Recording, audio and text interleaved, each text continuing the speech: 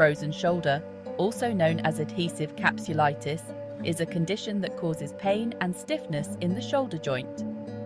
This happens when the strong tissue surrounding the shoulder joint, called the capsule, becomes thicker and tighter. As a result, the shoulder becomes harder to move, and everyday activities can become difficult. Frozen shoulder is a common condition that affects about 2 to 5% of the population. It typically affects people between the ages of 40 and 60, and women are slightly more likely to develop it than men. While the exact cause of frozen shoulder is often unknown, it is thought to be related to inflammation or injury.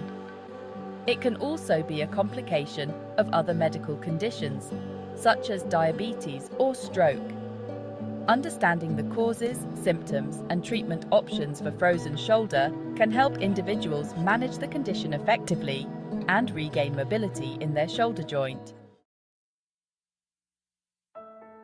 The exact causes of frozen shoulder are not fully understood, but several factors can contribute to its development. One of the primary causes is inflammation. When the shoulder joint becomes inflamed, it can lead to the formation of scar tissue, which restricts movement. Injury to the shoulder, such as a fracture or dislocation, can also trigger frozen shoulder. Immobilization of the shoulder joint for prolonged periods, such as after surgery or a stroke, is another common cause. Certain medical conditions, such as diabetes, thyroid disorders, and heart disease, are also associated with an increased risk of developing frozen shoulder.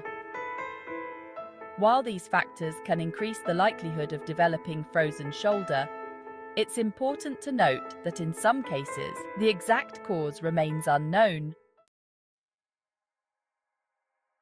Frozen shoulder typically develops gradually, progressing through 3 distinct stages: freezing, frozen, and thawing. In the freezing stage, pain is the most prominent symptom, particularly with movement and at night. As the condition progresses to the frozen stage, the pain may lessen, but stiffness becomes more pronounced, making it increasingly difficult to move the shoulder. Simple tasks like reaching overhead or behind the back become challenging. Finally, in the thawing stage, the range of motion gradually improves as the stiffness subsides. Recognizing these symptoms and seeking early intervention can help manage pain and improve outcomes.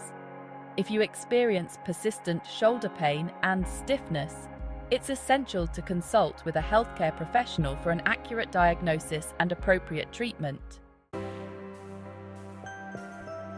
Section 4. Seeking relief. Remedies and treatments. Treating frozen shoulder typically involves a combination of approaches to alleviate pain and restore mobility. Non-steroidal anti-inflammatory drugs, or NSAIDs, such as ibuprofen or naproxen, can help reduce pain and inflammation. Physical therapy plays a vital role in managing frozen shoulder, focusing on exercises that improve range of motion and strengthen the shoulder muscles. These exercises may include stretching, pendulum swings, and Codman's exercises. In some cases, corticosteroid injections into the shoulder joint may be recommended to reduce inflammation and pain, allowing for more effective physical therapy. Surgery is rarely needed for frozen shoulder and is typically considered only if other treatment options have failed to provide relief. Section 5. Living with frozen shoulder. Living with frozen shoulder can be challenging, but with the right approach, individuals can manage their symptoms and regain mobility. It's crucial to be patient and consistent with treatment, as recovery from frozen shoulder can take time. Following the recommended exercise program provided by a physical therapist is essential for improving range of motion and strength. It's also crucial to listen to your body and avoid activities that exacerbate pain.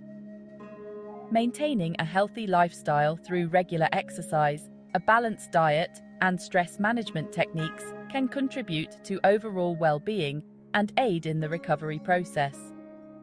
While frozen shoulder can be a frustrating condition, it's important to remember that with time, patience, and appropriate treatment, most individuals experience significant improvement and regain full function of their shoulder joint.